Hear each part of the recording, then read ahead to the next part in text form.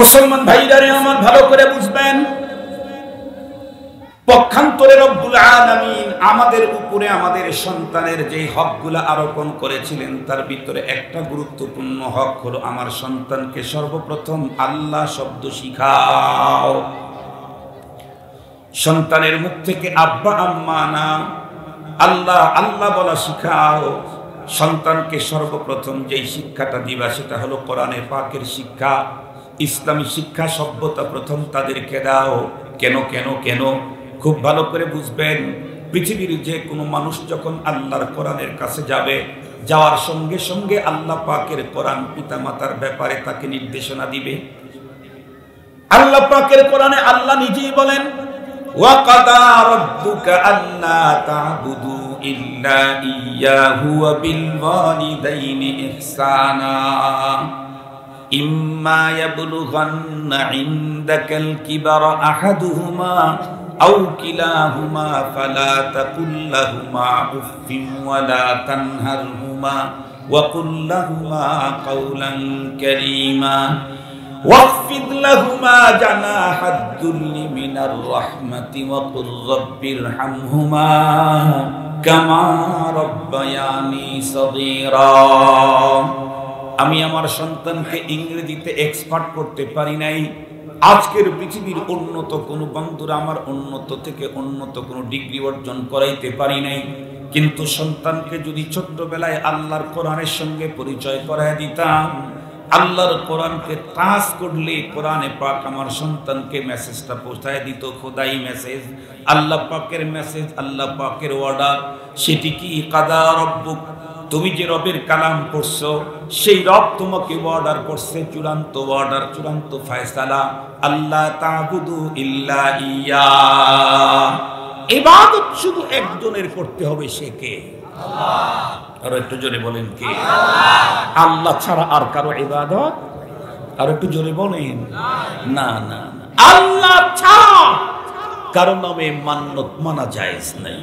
আমার আজকের আলোচনার সাবজেক্ট সন্তানের হক। সারা জীবন শুধু পিতামাতার হকের উপরে ওয়াজ শুনছেন, সারা জীবন পিতামাতার হক, পিতামাতার হক। এবং বাংলাদেশ শুধু না, পৃথিবীর আল্লাহ পাকের মেহেরবানিতে অনেক রাষ্ট্রে যাওয়ার সুযোগ আল্লাহ তাআলা আমাকে দিয়েছেন। বিভিন্ন রাষ্ট্রে আল্লাহ পাক দ্বীনি আলোচনার সুযোগ আমাকে দান করেছিলেন।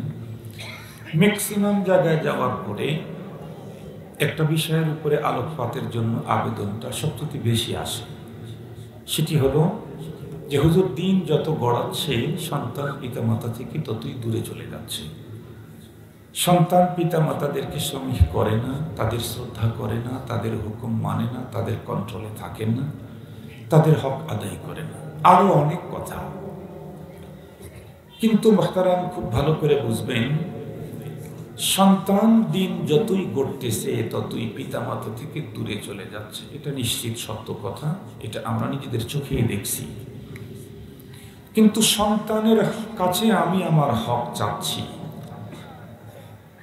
আমাকে সন্তানের কাছে আমার হক চাওয়ার আগে আর একটা জিনিস চাওয়া দরকার, বিষয় খেয়াল রাখা দরকার ছিল। শরীয়ত যেমন পিতামাতার হক সন্তানের জিম্মায় দিয়েছে, ওই রকম সন্তানের হক পিতামাতার জিম্মায় দিয়েছে। পিতামাতার হক সন্তানের জিম্মায় যেমন শরীয়ত দিয়েছে, পিতামাতার জিম্মায় সন্তানের হক দিয়েছে। পিতামাতার হক যদি কোনো সন্তান আদায় না করে, এ কারণে পিতার সন্তানকে যেমন আল্লাহর আদালতে আসামির কাঠগড়ায় দাঁড় হতে হবে, কোন পিতামাতা যদি তার সন্তানের হক আদায় না করে, এজন্য পিতামাতাকেও আল্লাহ পাকের আদালতে আসামির কাঠগড়ায় দাঁড় হতে হবে। সবচেয়ে গুরুত্বপূর্ণ কথা, একটু আগায় বসেন, সামনে অনেক জায়গা আছে, একটু আগায় বসেন, পিছনে অনেক ভাইরা দাঁড়িয়ে আছে। অল্প সময় ভাই, আপনারাও বসেন, জায়গা পেলে বসে পড়েন। 40-50 মিনিট, এর চেয়ে বেশি না। তবে অত্যন্ত গুরুত্বের সাথে সাউন্ড শোনা যায়। বাংলাদেশের মানুষ তো বেশি শব্দ শুনে শুনে শুনে শুনে অল্প শব্দ গানের ভিতরে যায় না। কারণ এখন বাংলাদেশের ওয়াজ হলো সব ফাটাফাটি ওয়াজ খুব ভালো চলে, নর্মাল ওয়াজ তো পছন্দ হয় না মানুষের। মুহতারাম হাজরিন, অল্প সময় আপনারা যার যার মতো জায়গা করে নেন, এদিক ওদিক দিয়ে যেখানে ফাঁক ফোকর পান সেখানে ঢুকে পড়েন। টানতে টানতে আবার সময় শেষ হয়ে যাবে। মনে রাখতে হবে, পিতামাতার যেমন হক আছে সন্তানেরও হক আছে। তবে এটা খুব সিরিয়াসলি মনে রাখা দরকার, পিতামাতার হক পরে, সন্তানের হক আগে। আবারও বলছি, পিতামাতার হক পরে, সন্তানের হক আগে। আগে পিতামাতা সন্তানের হক আদায় করবে, এরপরে সন্তান তার পিতামাতার হক আদায় করবে। আমি যদি আমার সন্তানের হক আদায় না করি, সন্তান আমাকে হক দিবে কখনোই চিন্তাই করা যায় না। শুধুই পিতামাতা সন্তানের কাছে হক চাই ওয়াজ করেন, পিতামাতাকে এটা দিক ওইটা দিক, এটা করুক সেটা করুক। আমি আমার সন্তানের হক কতটুকু আদায় করেছি এটা দেখা দরকার। আমার তো মনে হয় এমনও পিতামাতা এখানে আছে যিনি পিতামাতা হওয়ার পরে আরো প্রমোশন হয়ে এখন দাদা নানা হয়ে গেছে, কিন্তু আজ পর্যন্ত উনি জানেনই না সন্তানের হক তার জিম্মায় আল্লাহ কয়টা দিয়েছিল, আজ পর্যন্ত জানেন। আমি আজকেই কুষ্টিয়া থেকে ইসলামিক কলেজের প্রফেসর আসছেন, উনি আবার পিএইচডিও করেছেন কওমি মাদ্রাসার উপরে, বিশাল ইসের উপরে, বিভিন্ন সাবজেক্টের উপরে পিএইচডি করেছেন। ওনার সাথে আমার কথা হচ্ছিল আমার মাদ্রাসার। তো আমি ওনাকে বললাম যে আমার দেশের মানুষ দিনকেই চেনে না, প্রত্যেকে নিজেকে দিনদার বলে দাবি করছি, কিন্তু যদি জিজ্ঞাসা করা হয় তুমি যে নিজেকে দিনদার বলে দাবি করছো, দিন কি জিনিস এটা বলতে পারবে না। উলামা এবং তাবলীগের সাথে লম্বা টাইম লাগানো ছাড়া সাধারণ মানুষ 100 জনের 99 জন বলতে পারবে না। আমি চ্যালেঞ্জ করলাম, এখনই চেক করা যেতে পারে দিন কাকে বলে। আমি যে দিনদার, দিন কাকে বলে খুব ভালো করে মনে রাখবেন। দিন হলো 5টা জিনিসের সমন্বয়। আমার এই হাতটা কমপ্লিট হওয়ার জন্য কয়টা আঙ্গুল থাকতে হবে? যদি 3টা কম থাকে কমপ্লিট হলো না, যদি এদিকে ওদিকে 2টা বাড়ানো থাকে তাও কমপ্লিট না।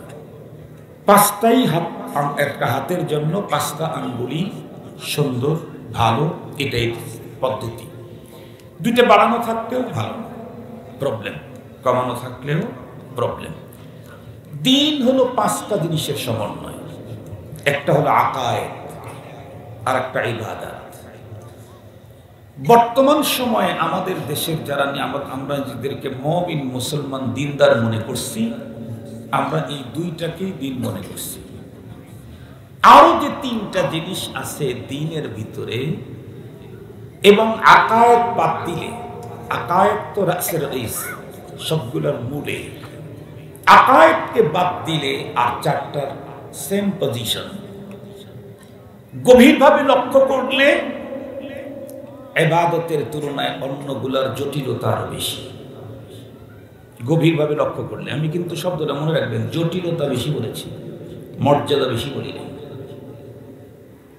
যেই 5টার সমন্বয় দিন, আকায়েদ, ইবাদত, মুআমালাত, মুআশারাত, আখলাক। আকায়েদ তো থাকতেই হবে, না ছাড়া তো দিন হবে না। এটাকে রাখেন, আর থাকে কয়টা? 4টা। এই 4টার ভিতরে একটা নিয়েই আমরা নিজেদেরকে দিনদার মনে করছি, সেটা হলো ইবাদত। মুআমালাত, মুআশারাত, আখলাক, এটা ইবাদতের চাইতেও জটিল। কেন? পুরা কোরআন খুঁজে দেখেন, 1000 বার আল্লাহ বলছেন আমি রহমান, আমি রহিম, আমি গফফার, আমি সাত্তার, আমি এই পরিমাণে মাফ করি, ওই পরিমাণে মাফ করি, সব গুনাহ মাফ করি, একসঙ্গে মাফ করি, 1000 বার আছে। যত মাপের বর্ণনা আছে সব হলো ইবাদতের বিষয়টা। কথা বলুন, ইবাদত। আপনি মুআমালাতে কারোর সাথে কম বেশি করছেন, এটা ক্ষমা করবেন না, এটার মাপের কথা করে না।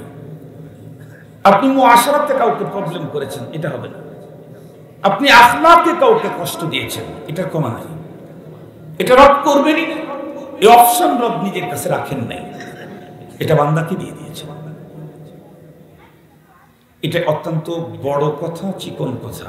এটা গ্রামের মানুষের জন্য 100% বোঝা একটু কষ্ট হবে, গ্রামের মানুষও বুঝবে কিছুদিন, আলেম ওলামার সহবতে থাকলে তো লিখে গেলে তারপরে বুঝে আসবে। এই জন্য আমি ওদিকে যেতে চাচ্ছি না। আমরা তো দিনকে একেবারে শর্ট করে ফেলেছি। 5টার সমন্বয়ে দিন আমরা আছি 2টা নিয়ে, আকায়েদ নিয়ে আর ইবাদত নিয়ে। খুব ভালো করে বুঝবেন, আরো আছে কয়টা?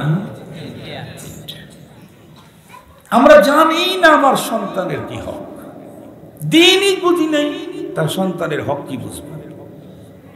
অনে বললাম তো, বাবা প্রমোশন পেয়ে দাদা নানা হয়েছে, এখনো জানে না যে তার সন্তানের হক কয়টা ছিল। আজকে আপনাদের খেদমতে সব হক বলতে পারবো না, তবে আপনাদের মেধাতে, আপনাদের অনুভূতিতে জানা দরকার, মানা দরকার, এই কথাটা ঢুকিয়ে দেওয়ার জন্য আসছে। সন্তানের অনেকগুলি হক আছে। পিতামাতার হক হলো 14টা। পিতামাতার হক কয়টা? 14টা। বাবা মা বেঁচে থাকতে 7টা, বাবা মা মারা গেলে আর 7টা। আমাদের দেশের মানুষ মনে করে কি, আব্বার অসুস্থ ছিল, পায়খানা পরিষ্কার করছি, মা অসুস্থ ছিলেন, টয়লেট পরিষ্কার করছি, তাকে কাঁধে করে বহন করছি, তার জন্য জমি বিক্রি করে চিকিৎসা করছি, বাবা মারা গেছেন, আজকে আমার ছুটি। নন, বাবা মার হক থেকে সন্তানের ছুটি নাই। বাবা মাকে কবর দিলে বাবা সবার হক শেষ হয় না। আপনার যেদিন কবর হবে সেদিন বাবা মার হক শেষ হবে।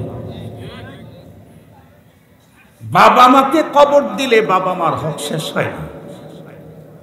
যেদিন আমার কবর হবে সেদিন আমার জিম্মা থেকে পিতামাতার হক শেষ হবে। এর আগ পর্যন্ত পিতামাতার হক চেঞ্জ হয়, শেষ হয় না। বেঁচে থাকতে হক হলো কয়টা? মারা গেলে কয়টা? আমি একটা বলবো না আজকে, কারণ এটা তো পরে। আগে হক হলো সন্তানের। খুব ভালো করে বুঝবেন, বাবার হক আগে না, মার হক আগে না, সন্তানের হক হলো আগে। সন্তান যতদিন পর্যন্ত বালেগ হয় নাই ততদিন পর্যন্ত আল্লাহ সন্তানের কাছে কোনো হক চায় না। নাবালেগ কোটি কোটি টাকার সম্পদের মালিক, তার উপরে যাকাত ফরজ। কোটি কোটি টাকার মালিক, তার উপরে হজ ফরজ। কথা বলেন না? নাবালেগের উপরে রোজা ফরজ, নামাজ ফরজ। যিনি সৃষ্টিকর্তা আল্লাহ, উনি একটা সন্তান বালেগ হওয়ার আগ পর্যন্ত তার নিজের হকই চান না। আপনি কিসের হক চান বাবা হয়ে? সন্তান যতক্ষণ পর্যন্ত বালেগ না হয় ততক্ষণ পর্যন্ত সন্তানের জিম্মায় পিতামাতার উপরে পিতামাতার কোনো হক সন্তানের জিম্মায় নেই। সন্তানের হক হলো, বাবা মার হক সন্তানের জিম্মায় সন্তান বালেগ হওয়ার পরে। কিন্তু সন্তানের হক আছে বাবা মার জিম্মায়। সে এক আশ্চর্য কথা, শুনলে তো অবাক হয়ে যাবে, চোখ কপালের উপরে উঠে যাবে, জীবনে ভাবতেই পারেন না। সন্তানের অনেকগুলি হক আছে। কোনো কিতাবে 8টা, কোনো কিতাবে 12টা, কোনো কিতাবে 14টা লিখছেন, অসুবিধা নেই। 8টা যারা বলছেন তারা 2টা এক জায়গায় ঢুকে গেছেন, যারা 12টা বলছেন তারা খুলে খুলে বয়ান করছেন। কথা ম্যাক্সিমাম একই রকমের। আমি আজকে মাত্র 2টা হকের কথা বলবো, 2টা। প্রথম নম্বর, সন্তানের সর্বপ্রথম যেটা হক, সেটা সন্তান জন্মের পরে না, সন্তান জন্মের অনেক আগে। সন্তান জন্মের আগে সন্তানের হক জি। সন্তানের প্রথম হক যেদিন সন্তানের মা আর বাবা বিয়ে করবে তখন। সন্তান তো জন্ম নিবে, বিয়ের পরে মা বাবার সাক্ষাৎ হবে, এরপরে আল্লাহ পাক চাইলে তাদের পেটে সন্তান দিবে, এরপরে সন্তান পৃথিবীতে আসবে। কিন্তু সন্তানের প্রথম হক, মা আর বাবা যেদিন বিয়ে করবে সেই দিন সন্তানের প্রথম পাওনা কি? বাবার কাছে মায়ের পাওনা হলো, সন্তানের পাওনা হলো, বাবা যেন আজকে দেখে শুনে ভেবে চিনতে দিনদার পরহেজগার সতী সাধুরী একজন মেয়েকে সন্তানের মা হিসাবে চয়েস করে নিয়ে আসে। এটা হলো সন্তানের প্রথম পাওনা। কেন? এমন কোন নারীকে যদি আমি বিয়ে করি যেই নারী বাসাতে খাবার খেলে তার উদর ভরে না, সে ফাস্টফুডের দোকানে হাজার পুরুষের সামনে দাঁড়িয়ে দাঁড়িয়ে খেতে তার স্বাচ্ছন্দ্য বোধ হয়, এমন কোন নারীকে যদি বিয়ে করি যে তার মাকে দুই একবার মারতে উদ্যত হয়েছে।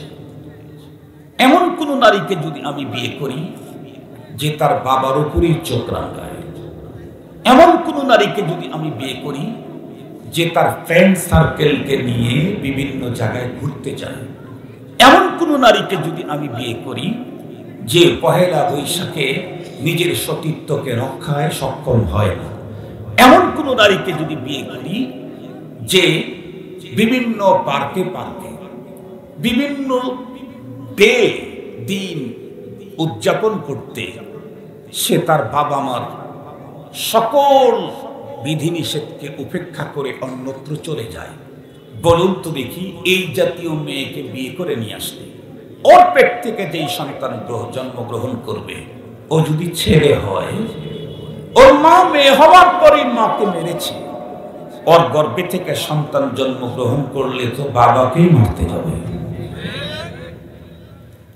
মেয়ে হওয়ার পরে ওর মা বাবার উপরে চোখ রাঙিয়েছে, ওর পেট থেকে জন্মগ্রহণ করা যদি ছেলে হয় সেই ছেলেকে বাবাকে হত্যা করতে যাবে।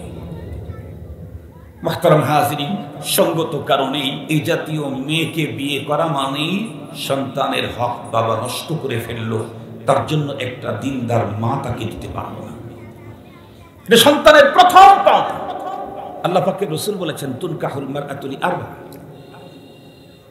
তুনকাহুল মারআতু লিআরবা। একটু পরে বলছি, মায়ের উপরে হক আছে সন্তানের। কি? মাও বিয়ে করার সময় দেখে শুনে একটা ভালো দিনদার পরহেজগার নামাজি দাড়িওয়ালা ছেলেকে সে চয়েস করবে, যে তার বাবার কথার সামনে কখনো উঁচু করে কথাই বলে না, এমন একজন ছেলেকে চয়েস করবে। কেন? এই জাতীয় ছেলেকে যদি সে চয়েস করে তাহলে ওর ঘর থেকে যে সন্তান জন্মগ্রহণ করবে ও জীবনে কোনোদিন মার কথার সাথে উচ্চবাচ্য করতে কখনো রাজি হবে না। বলুন তো দেখি, আমরা যখন বিয়ে করেছিলাম তখন মাথার মধ্যে সন্তানের হকের কথা ছিলই না।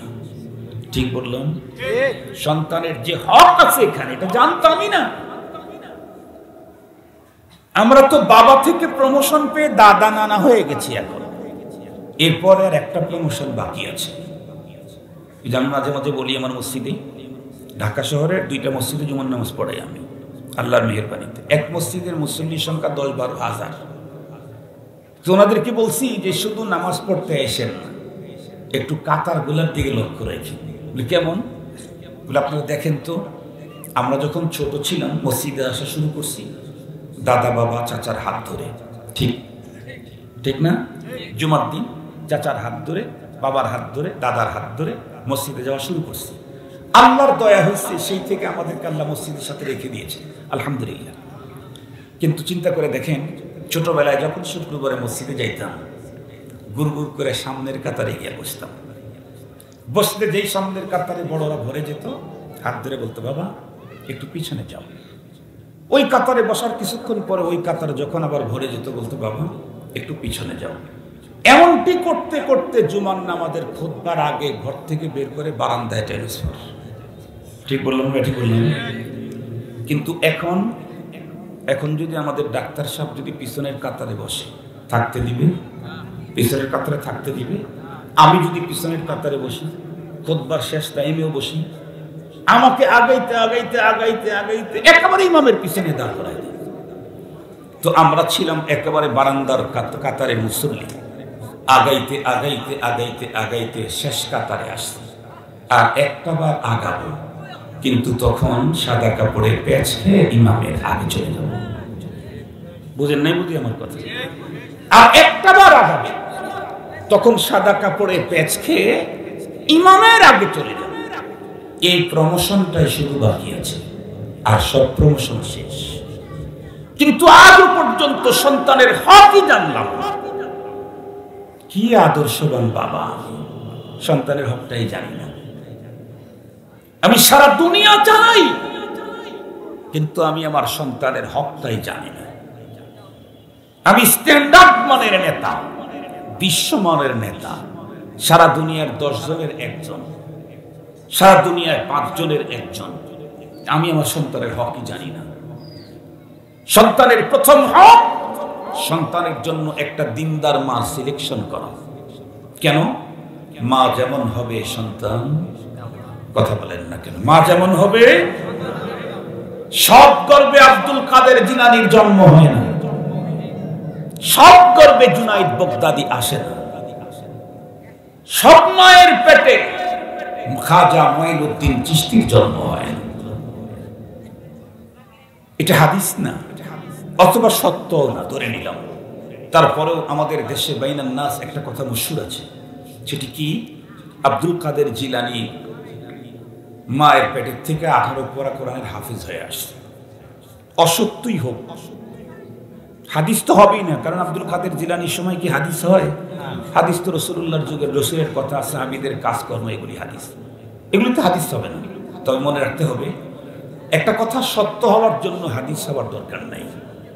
হাদিস ছাড়াও হাজার পৃথিবীতে সত্য কথা আছে। বাংলাদেশের প্রথম স্বাধীনতা সত্য না মিথ্যা? ওইটা কি হাদিসে আছে? কথা বলেন না কেন? আরো জোরে বলেন। ৩৬শে জুলাই বাংলাদেশে আর একটা ইনকিলাব হয়ে গেল, এটা সত্য না মিথ্যা? এটা কি হাদিসে পাওয়া যাবে? তাহলে হাদিস সত্য হইলে হাদিস সত্যি হবে, এটা ভুল ধারণা, এটা মূর্খের কথা। আমাদের দেশের একটা গ্রুপ আছে, তারা আমরা কথা বললে বলে এটা কোন হাদিসে আছে? এই মিয়া, সব হাদিসে থাকে নাকি? তুমি ভাত খাইবে, এটা হাদিসে পাওয়া যাবে? তুমি গতকালকে গোসল করছো, এটা হাদিসে পাওয়া যাবে? গতকালকে তুমি অ্যাক্সিডেন্ট করে হাত ভেঙে গেছে, এটা হাদিসে পাওয়া যাবে? কিন্তু হাত তো তোমার ভেঙে ব্যান্ডেজ লাগাই আছে। সত্য তো সত্য, মহাসত্য, ব্যান্ডেজ লাগানোই আছে। এটা হলো পাগলের বক্তব্য, সেদিকে যেতে চাই না। যদি সত্যি হয়ে থাকে 18 পারা কোরআনের হাফেজ আব্দুল কাদের জিলানী যদি সত্যি হয়ে থাকে, বলুন তো দেখি, মায়ের দিনদারি ছাড়া এই সুযোগটা কি তার হওয়ার কোনো সুযোগ ছিল? এই জন্য প্রথম নম্বরের হক সন্তানের জন্য একটা দিনদার মা, আর মার জন্য হক হলো সন্তানের জন্য একটা দিনদার বাবা সিলেকশন করা।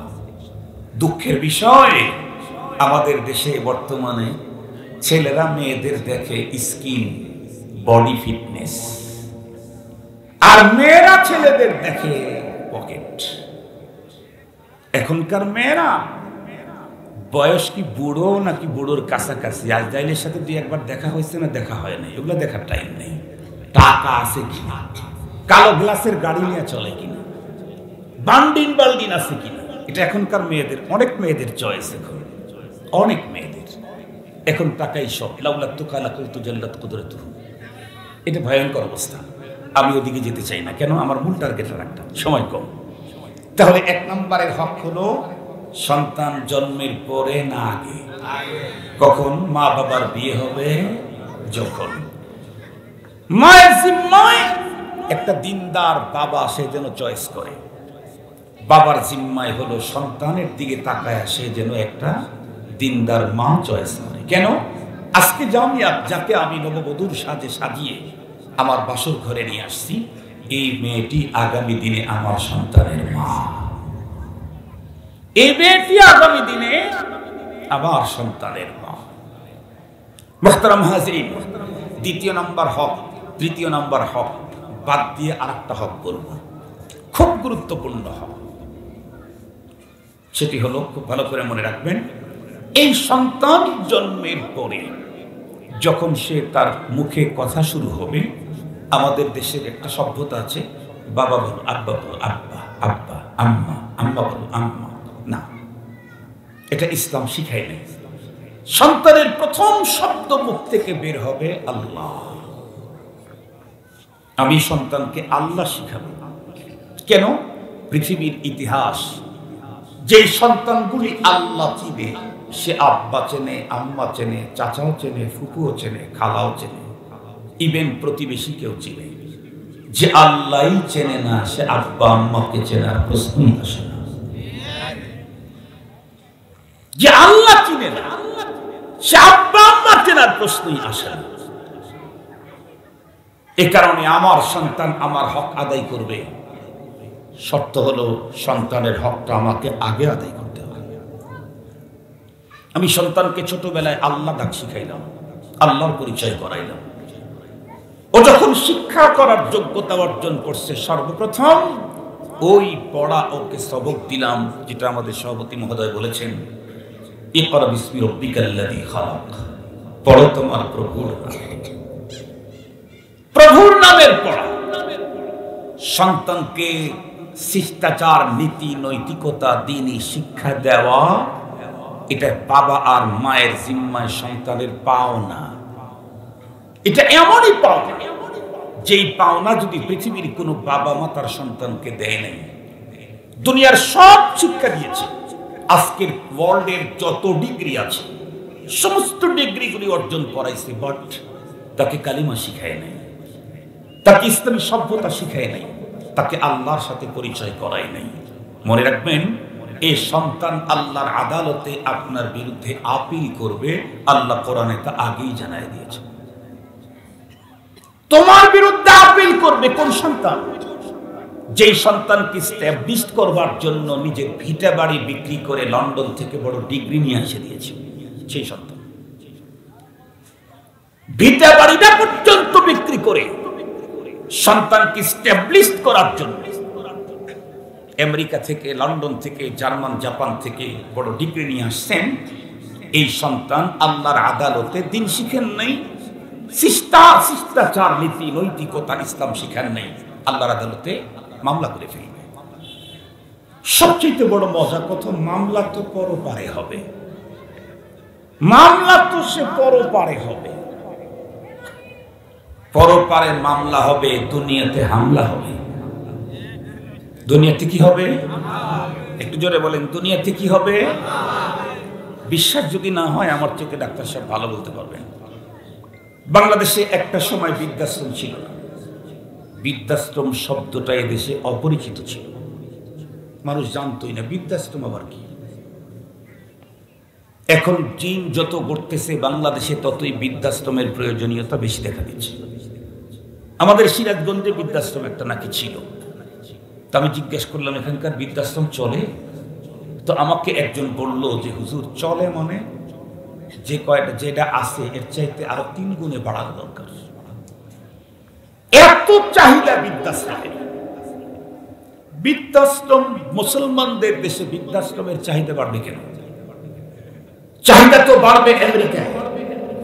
ডাক্তার সাহেব যেটা বলেছেন, কৃষ্ণাঙ্গ আর শ্বেতাঙ্গের ভিতরে পিতৃ পরিচয়হীন 73 আর 53 মনে হয় বলেছেন, 53 আর 73% কোনো বাধা নেই।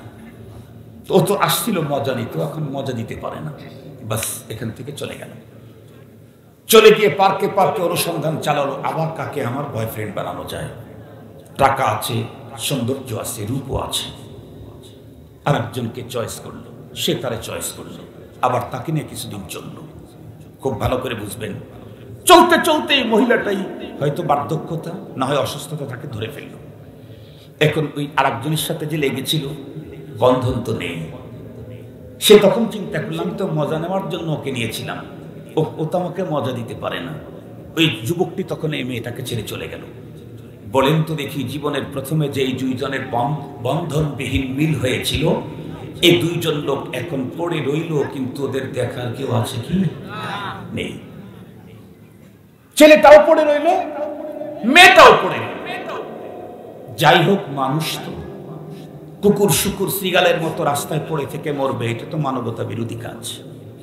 এই কারণে আমেরিকার গভর্নমেন্ট বৃদ্ধাশ্রম তৈরি করলো। কমপক্ষে মানুষগুলার শেষ হায়াত পর্যন্ত একটু মানবতার, একটু মনুষ্যত্বের কিছু ছোঁয়া টোয়া দিয়ে তাদেরকে কবর পর্যন্ত পৌঁছায় দেওয়া যায় কিনা। এই সিস্টেম আমেরিকার প্রয়োজন হবে, কারণ ফ্যামিলি সিস্টেম নাই, বন্ধন নাই। এটা কানাডায় প্রয়োজন হবে, কিন্তু কোনো মুসলমানের দেশে এটা হওয়ার কোনো অপশনই নাই। এরপরেও বাংলাদেশে কেন বৃদ্ধাশ্রমের প্রয়োজন? বাংলাদেশে বৃদ্ধাশ্রমের প্রয়োজন হলো পিতামাতার কারণে। যেই পিতামাতাকে আজকে বৃদ্ধাশ্রমে পাঠানো হচ্ছে, এর জন্য সন্তান দায়ী নয়, পিতামাতাই দায়ী। খুব ভালো করে বুঝবেন আমার রিপোর্টটা। কেন পিতামাতা দায়ী? খোঁজ নিয়ে দেখেন কাদের বাবা মা বৃদ্ধাশ্রমে। অধিকাংশের কথা বলতেছি, বিলকুল নিয়া না। অধিকাংশ হলো অনেক বড় শিক্ষিত, অনেক বড় টাকাওয়ালা। এদেরকে শিক্ষা দীক্ষা গ্রহণ করানোর জন্য বাবা মা প্রথমেই তাদেরকে স্ট্যাবলিশ করবে মাথার মধ্যে। এই জন্য প্রথম চান্সই তাদেরকে একেবারে ঘরের থেকে ইংরেজি শিক্ষা শুরু করে দিয়েছে। আমার ছোট ভাই ঢাকা শহরে তার এক ফ্রেন্ডের বাসায় গেছে, তো হুজুর গেছেন কয়েকটা ছেলে দেখতে আসছে। তো আমার ছোট ভাই তাকে জিজ্ঞেস করছে, বাবু তোমরা কেমন আছো? ওরা কোনো উত্তর দেয় না। আবার জিজ্ঞেস করে তোমরা কি করো? কোনো উত্তর দেয় না। তিনটা ছেলে দেখতে কমলা লেবুর মতো। আমার ছোট ভাই খুব দোয়া করছে, হা ছেলেগুলো দেখতে কত সুন্দর, কিন্তু বাক প্রতিবন্ধী, কথা বলতে পারে না। কিছুক্ষণ পরে তার বন্ধু ভিতরে ঢুকছে, জিজ্ঞেস করছে, দোস্তরা তোর কি হয়? কিন্তু ভাইক না ভাগ্নি, এটা ভাইসটা কে? তিনটাই বাক প্রতিবন্ধী। বন্ধু তখন হেসে দিয়েছে। কে বলছে তোকে? আমি তো 5 বার প্রশ্ন করেছি, একটা উত্তর দেয়নি। বলে তুই প্রশ্ন করছিস কি বাংলা দিয়ে না উর্দু দিয়ে না ইংরেজি দিয়ে? বাংলা দিয়ে। বাঙালি বাংলা দিয়ে। এই জন্যই তো উত্তর দেয়নি। তাহলে কি করতে হবে? দেখ অনেক চমৎকার কথা বলতে পারে। তো জিজ্ঞেস করছে, হোয়াট ইজ ইউর নেম? তোমার নাম কি? ও ইংরেজিতে বলা শুরু করছে, মাই নেম ইজ অমুক। তার মানে বুঝাইতেছে ওকে যে দেখো আমাদের বাসায় এই ছেলেদের সাথে কাজের বুয়াও বাংলা বলা নিষেধ। এদেরকে ইংলিশ এর যোগ্য করে গড়ে তোলাই হলো তাদের লক্ষ্য। ভাষা শিখাবেন, কোনো বাধা নেই। অনর্গল ইংরেজি বলেন। আমাদের মোহাম্মদ তকি ওসমানী অনর্গল ইংরেজি বলেন, অনর্গল। আমাদের মনে ওবায়দুল্লাহ হামজা কওমি মাদ্রাসা পড়ছে, অনর্গল ইংরেজি বলেন। ভাষা শিখবেন, কোনো অসুবিধা নেই। কিন্তু জন্মের পর থেকেই আপনি মাতৃভাষাও বলতে দিবেন না, কোরআনের ভাষার কাছেই নিবেন না। প্রথমেই ইংরেজি শিখাইলেন, এরপরে ইংলিশ মিডিয়ামে দিলেন, এরপরে এডওয়ার্ড ইউনিভার্সিটি, এরপরে পাঠাইলেন আমেরিকা, লন্ডন, জার্মান, জাপান। 15 বছর থাকলো কোন দেশে? আমেরিকাতে। সে দেশে কি দেখলো? মানুষ যখন বুড়ো হয়, বুড়ি হয়, তখন এদেরকে ফ্যামিলিতে রাখে না। বার্ধক্যজনিত কারণে মানুষের আচরণটা স্বাভাবিক থাকে না, বার্ধক্যজনিত কারণ। এটা কোরআনে আল্লাহ তাআলা বলেছেন। তো এরা যখন বাসায় থাকবে, আমাদের যে যৌবনের যে চাহিদা, যে আনন্দ, যে ইমেজ, এটা 100% আমরা মজা দিতে পারবো না এদের কারণে। এ কারণে এদেরকে বৃদ্ধাশ্রমে পাঠায় দাও। যেই সভ্যতা শিখাবার জন্য আপনার ভিটা বাড়ি বিক্রি করেছেন, এখন আপনার ছেলে দেশে আসার পরে আপনি বৃদ্ধ হয়ে গেছেন, বৃদ্ধা হয়ে গেছে আপনার বই। অশুভ আচরণ, এক কথা 5 বার জিজ্ঞেস করেন। এগুলি বরণ করার মেজাজ তাদের তৈরি হয়নি। কেন? এই শিক্ষা তারা পায়। এ কারণে আপনার টাকা দিয়ে যে সভ্যতা শিখছে, সেই সভ্যতা পালন করার জন্যই আপনি বুড়ো হলে, বুড়ি হলে আপনাদেরকে বৃদ্ধাশ্রমে পাঠায় ফিডার খাওয়ানো হবে। ফিডার। মুসলমান ভাইরারে আমার ভালো করে বুঝবেন, পক্ষান্তরে রব্বুল আলামিন আমাদের উপরে আমাদের সন্তানের যে হকগুলো আরোপণ করেছিলেন, তার ভিতরে একটা গুরুত্বপূর্ণ হক হলো আমার সন্তানকে সর্বপ্রথম আল্লাহ শব্দ শিখাও। সন্তানের মুখ থেকে আব্বা আম্মা না, আল্লাহ আল্লাহ বলা শিখাও। সন্তানকে সর্বপ্রথম যেই শিক্ষাটা দিবা সেটা হলো কোরআনে পাকের শিক্ষা, ইসলামী শিক্ষা, সভ্যতা প্রথম তাদেরকে দাও। কেন কেন কেন? খুব ভালো করে বুঝবেন। পৃথিবীর যে কোনো মানুষ যখন আল্লাহর কোরআনের কাছে যাবে, যাওয়ার সঙ্গে সঙ্গে আল্লাহ পাকের কোরআন পিতামাতার ব্যাপারে তাকে নির্দেশনা দিবে।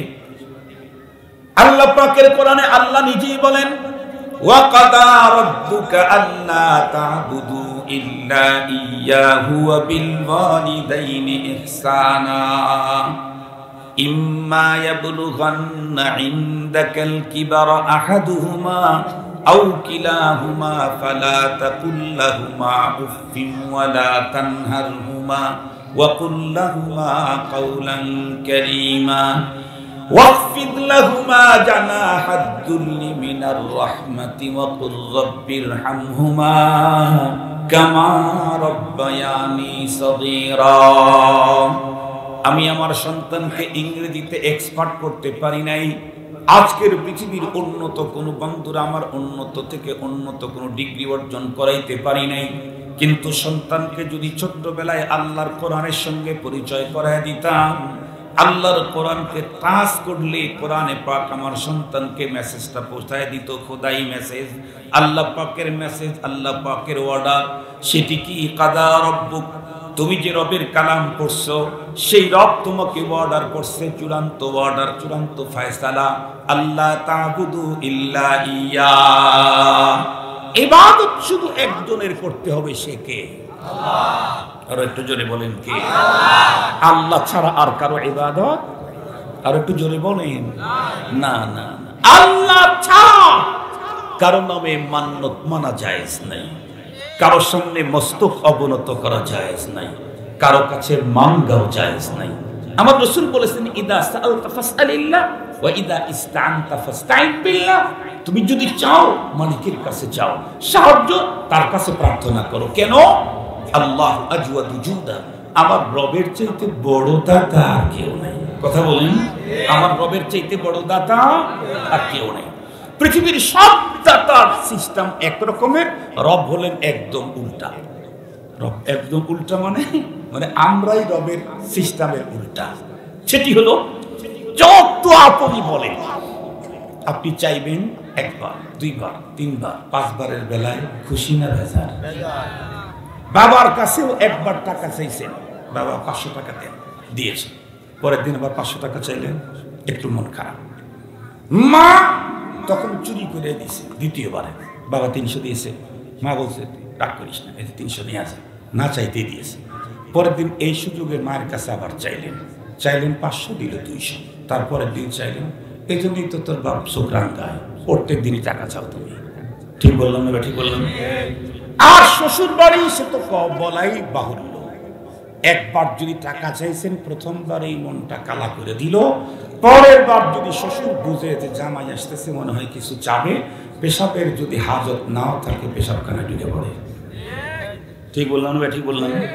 স্ত্রী বলেন, মা বলেন, স্বামী বলেন, বাবা বলেন, যেই বলেন, চাইলেই বেজার। একজন শুধু এমন না, চাইলে বেজার, উনি কে? আল্লাহ। হর ঘড়ি দেনে কো তু তৈয়ার হে, हर घड़ी देने को तू तैयार है, जो ना मांगे उससे तू बेजार है। তুমি তো 24 ঘন্টা দেওয়ার জন্য রেডি, যে চায় না তার উপরেই তোমার অভিমান। আল্লাহু আকবার বললেন না?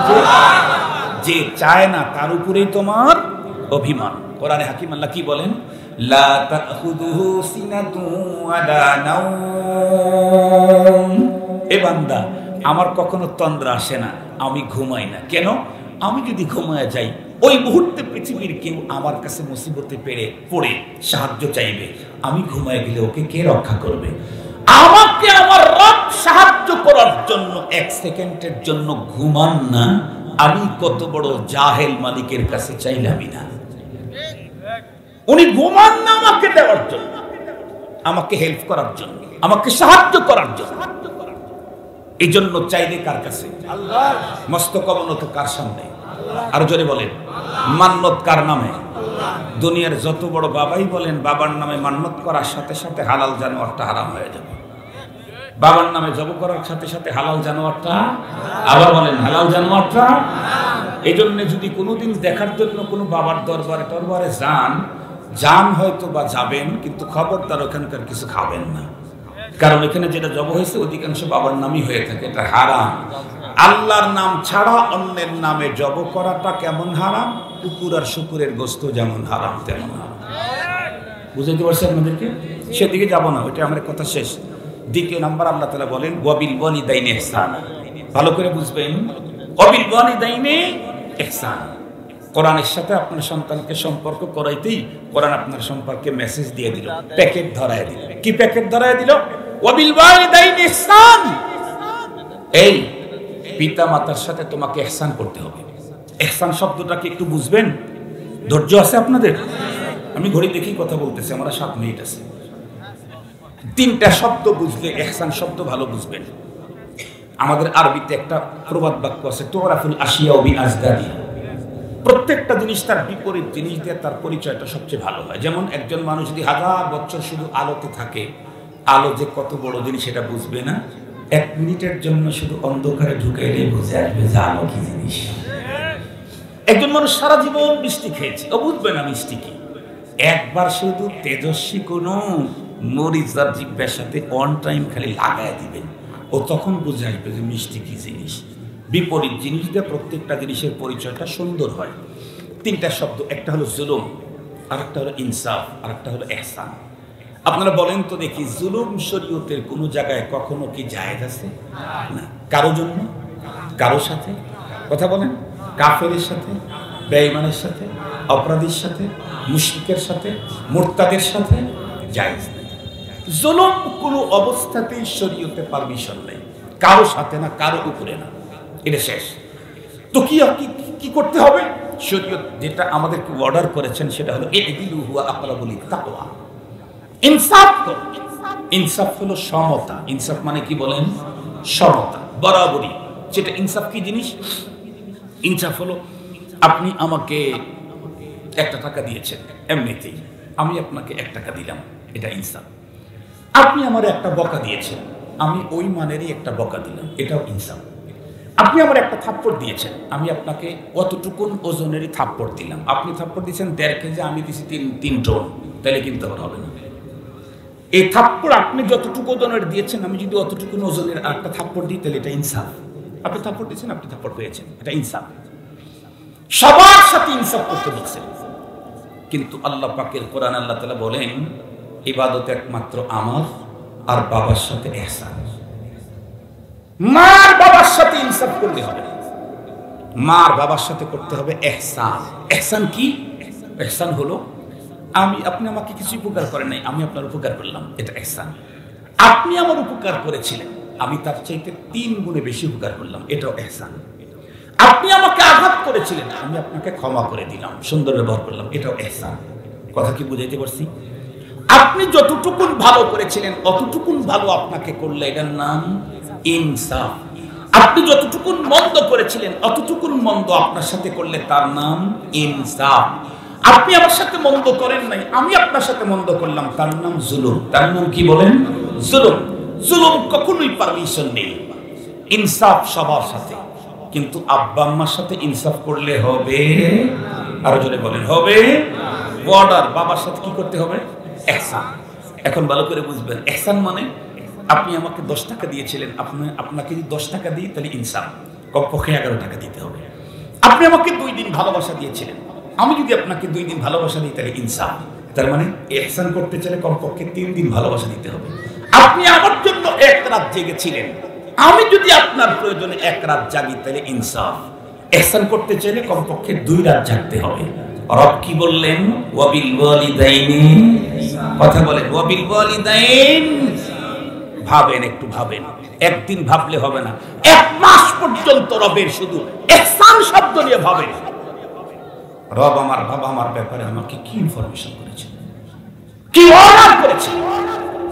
এই ছোট ভাই, আমরা যখন জন্ম নিয়েছি তখন প্যাম্পাসের জন্ম হয় নাই, প্যাম্পাস তো এতদিনে জন্ম হয়েছে।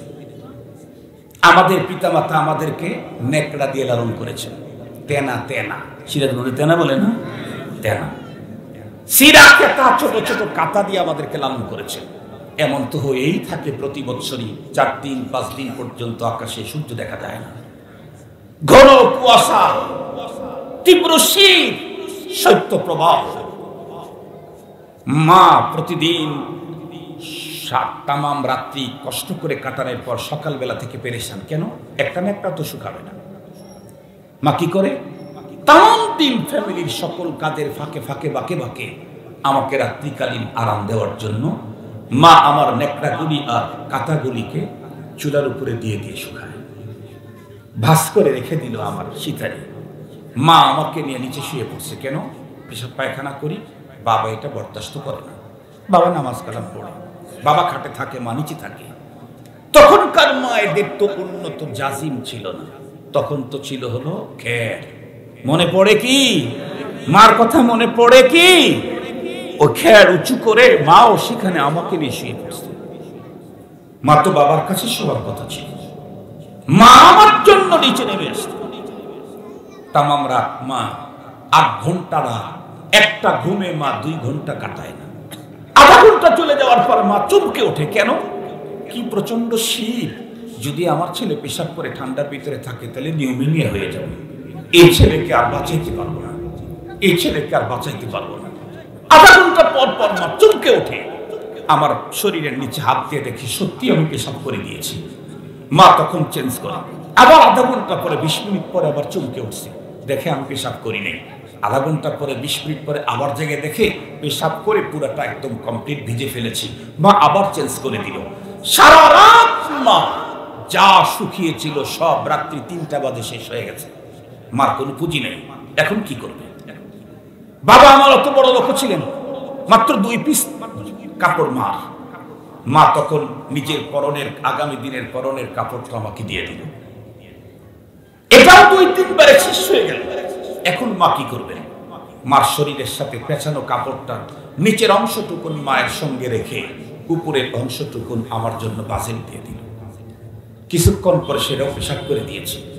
মা তখন আমার পেশাবের ভিজা অংশ তার কোমরের সাথে লাগায়া তার কোমরের শুকনা অংশটা আমাকে দিল। এইভাবে যদি কোনো সন্তানের মা এক রাত্রেও যদি বন্ধুরা আমার 10 বার জেগে জেগে সন্তানের জন্য কাপড় চেঞ্জ করে দিয়ে থাকে, এখন মা বার্ধক্যতায় পৌঁছে গেছে, মার ডায়াবেটিক্স, মার প্রেশার, মার অমন রোগ তমন রোগ, মা এখন পেশাব করে বন্ধুরা আমার কাপড় চুপড় ভিজায়। আমি মায়ের কাছে থেকে আমি যদি 14 বার পরিবর্তন করে দিই তাহলে ইনসাফ হবে, আর যদি 12 বার পরিবর্তন করে দিই তাহলে ইনসাফ হবে, 14 বার পরিবর্তন করে দিলে ইহসান হবে। রব্বুল আলামিন আমাকে কি বললেন? সবার সাথে ইনসাফ চলবে, বাবার সাথে চলবে না। সবার সাথে ইনসাফ চলবে, মার সঙ্গে চলবে না। মার প্রতি তোমার ইহসান দিতেই হবে। আমার দৃঢ় বিশ্বাস পৃথিবীর কোনো সন্তান এমন নাই যেই সন্তানের উপরে মা বাবা প্রথমে তাকে ভালোবাসা দেয় নাই, কারণ মা বাবার ভালোবাসা ছাড়া এই পৃথিবীতে কোনো সন্তান কখনোই হাঁটা শিখতে পারে না। মা বাবার ভালোবাসা ছাড়া হাঁটাই শিখতে পারে না পৃথিবীর কোনো সন্তান, সম্ভব না। মা আমাকে যেই পরিমাণে ভালোবাসা দিয়েছে তার চাইতে বেশি ভালোবাসা মাকে দিতে হবে। এটা কোরআনের সাথে পরিচিত হলেই কোরআন বলে দিবে। আল্লাহ পাক তাই বলেন ওয়াবিল ওয়ালিদাইনি ইহসানা, তুমি তোমার পিতামাতার সঙ্গে ইহসান করা লাগবে। আল্লাহ পাক বলেন ইম্মা ইয়াবলুগান্না ইনদাকাল কিবার, যদি তোমার কাছে বার্ধক্যতায় 2 জনের একজন পৌঁছে গেল, কিলা আহাদুহুমা আও কিলাহুমা, 2 জন বুড়ো হয়ে গেল অথবা যে কোনো একজন বার্ধক্যতায় পৌঁছে গেল, বার্ধক্যজনিত কারণে সুন্দর আচরণ করতে পারে না, একটা কথা 10 বার করে জিজ্ঞাসা করে, এই কারণে আল্লাহ পাক বলেন ফালা তাকুল্লাহুমা উফিন, তাহলে এই বারবার তোমার সঙ্গে একই কথা জিজ্ঞাসা করার কারণে বিরক্ত হয়ে তুমি কখনো উফ শব্দ বলতে পারবা না। আমাদের দেশের ম্যাক্সিমাম মানুষ এই জায়গায় তর্জমা ভয়ঙ্কর ভুল করে। কি বলে? কয় তোমার আচরণ যেন তোমার আব্বা উহ না বলে। এটা আপনাকে কে শিখেছে? এটা তো একেবারে অপব্যাখ্যা। আব্বার বার্ধক্যজনিত কারণে আচরণে তুমি অতিষ্ঠ হয়ে উহ বলতে পারবে, তুমি বিরক্তির শব্দ বের করতে পারবে। উহ মানে বিরক্তির শব্দ। বাবার বার্ধক্যজনিত কারণে যে আচরণটা হবে, পায়খানা করে দিয়েছে, ভালো একটা জিনিস দেখে দেওয়া হচ্ছে, সেটা করে নাই, আর একটা করেছে, এটা বিরক্তির কাজ। রব্বুল আলামিন বলেন বার্ধক্যতা এগুলি করবে, কিন্তু তখন বিরক্ত হয়ে ঝামেলা, আল্লাহ বলেন এটা বলতে পারবি না, তুমি বলতে পারবা না। ও তোমার আচরণে বাবাও বলবে, আল্লাহর আরশ কেঁপে উঠবে। তোমার আচরণে বাবাও বলবে, মা বলবে, তো আরশ কেঁপে উঠবে। বাবার আচরণে তুমি ও বলতে পারবা না, ওয়ালা তানহারহুমা, ধমক দিতে পারবা না, চড়ক দিয়ে কথা বলতে পারবা না। কি করতে হবে? ওয়াকুল্লাহুমা কাওলান কারীমা, ভদ্র সভ্যতার সুন্দর কথা বলো। কেমন? ছোটবেলায় তুমি না 5 বার জিজ্ঞাসা করেছিলে আব্বু এটা কি? এটা মোবাইল। আব্বু এটা কি? এটা মোবাইল। আব্বু এটা কি? মোবাইল। আব্বু এটা কি? যতবার আব্বু বলেছিলে তুমি এটা কি এটা কি, তোমার আব্বু ততই তোমাকে চুমু দিয়ে উত্তর দিয়েছিল। আজকে বাবাকে সেই আচরণটা ঘুরিয়ে দাও। আজকে বাবা বলবে এটা তুই কখন আসছিস? দুপুরে আসলি। কিছুক্ষণ পরে বাবা তুই কখন আসলি? দুপুরে আসছি। কিছুক্ষণ পরে বাবা তুই কখন আসলি? আর বললাম না দুপুরে। খবরদার, এটা বলবি তে তোর জীবন শেষ। এই কথা বলাই যাবে না। ফালা তাকুল্লাহুমা উফ ওয়ালা তানহারহুমা, জোরে কথা বলতে পারবা না।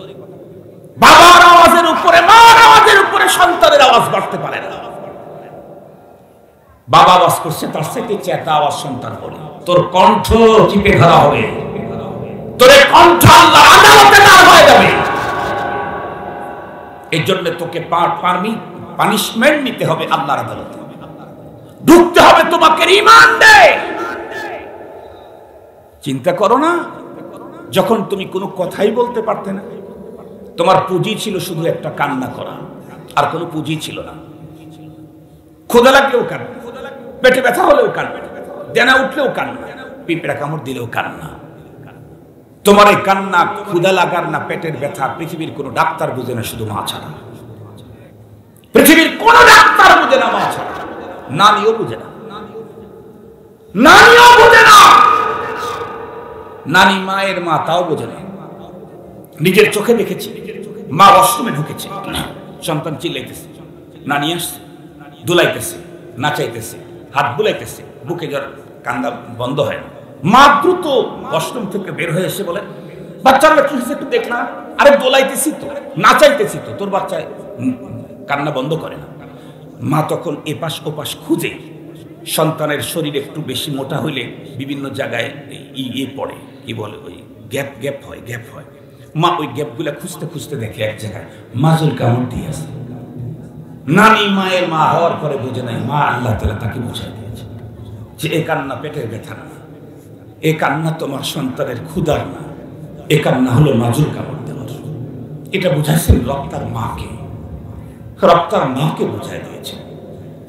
পৃথিবীর কেউ তোমার যে সময় দুঃখ বুঝে নাই, তখন তোমার মা দুঃখ বুঝেছে। আর আজকে মায়ের দুঃখ তুমি বুঝবা না, তুমি গাদ্দার, তুমি নেমক হারাম, তুমি মালুন, তুমি অভিশপ্ত। মুহতারাম হাজিরিন, সঙ্গত কারণেই দেখবেন উলামায়ে কেরাম যারা হয়, এরা যখন পিতা মাতা বার্ধক্যতায় পৌঁছে, অনেকে নিজের চাকরি ছেড়ে দিয়ে মায়ের খেদমতে নিয়োজিত হয়, বাবার খেদমতে নিয়োজিত হয়। এই জন্য সারা বাংলাদেশ না, সারা দুনিয়া খুঁজে কোনো আলেমের বাবা মাকে বার্ধক্য অবস্থায় বৃদ্ধাশ্রমে পাবেন না। কেন? কারণ আল্লাহ পাকের রাসূল তো বলেছেন যে ওই ব্যক্তি ধ্বংস হোক। ওই হাদিস মনে আছে না, যে ব্যক্তি তার পিতা মাতা দুইজনকে বার্ধক্য অবস্থায় পেল, অথবা যে কোনো একজনকে, অথচ তাদের খেদমত করে জান্নাত কনফার্ম করতে পারলো না, ও ধ্বংস হয়ে যায়। তার মানে পিতা মাতা যখন বার্ধক্যতায় পৌঁছে, তখন আল্লাহর জান্নাত কামাই করা সবচাইতে সহজ, সবচাইতে সহজ। এত সহজ অন্য সময় না। তো বলেন তো, বাবা মাকে বৃদ্ধাশ্রমে পাঠাইলে জান্নাত কামাই হবে?